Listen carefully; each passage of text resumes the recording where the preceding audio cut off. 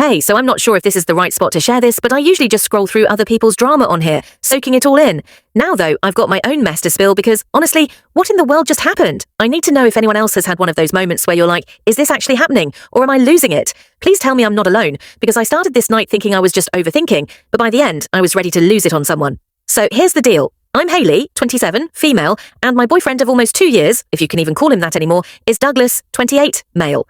We've been sharing a place for about 13 months. It wasn't some romantic let's move in together vibe. It was practical. His lease ended, my old apartment was a disaster, so we teamed up. Honestly, I thought it'd be kind of fun, and for a while it was. Then it wasn't. More on that later. So this past weekend, we got invited to a party. It wasn't even our crowd. It was thrown by our landlord's daughter, Claire, who was like, you guys are chill with rent, come hang out. I'd only met Claire once in person. She's all about group texts for payment reminders, not face-to-face chats. But Douglas was all in, saying it'd be great for networking. Networking for what? No clue. He's always tossing that word around like he's running for mayor or something. I agreed, because I hadn't gone out in forever, and figured there'd at least be free food. If it got boring, I could bounce early. We show up, and it's fancier than I expected. Not mansion level, but real glassware, and a Bluetooth speaker that didn't sound like it was drowning. The vibe was off from the jump, though. Claire's rocking this fancy velvet top, and everyone seems to know each other except us. Douglas is acting like he's auditioning for a reality show, extra touchy, laughing too loud, nudging me to work the room with him.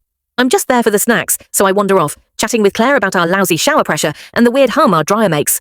Meanwhile, I notice Douglas is already on his second drink while I'm still sipping my first.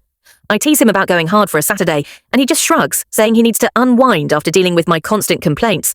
No smile, just that. It stung, but I let it slide because that's his thing. Snarky comments. Lately, though, they've been sharper. I know I can be a bit much about keeping things organised, but if I don't remind him about bills, guess who gets the annoyed text from Claire? Not him. About 30 minutes in, I realise I'm basically trailing him, cleaning up his mess. He's chatting with two guys I vaguely know, and I overhear him say, "Oh, Hayley's super helpful. My place would be a dump without her." But his tone isn't sweet. It's mocking.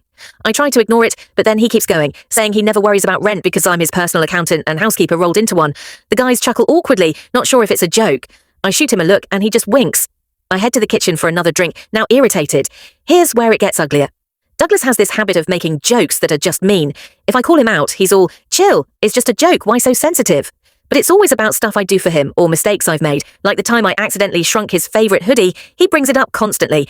If I mention his screw-ups though, it's old news. So the night goes on, and he's getting sloppier, drunker, louder. I'm texting my friend Avery under the table, begging her to distract me before I chuck a chip at his head. By 11 p.m, most people are tipsy, but Douglas is wasted. I try to hand him water. He ignores me and starts performing for the room.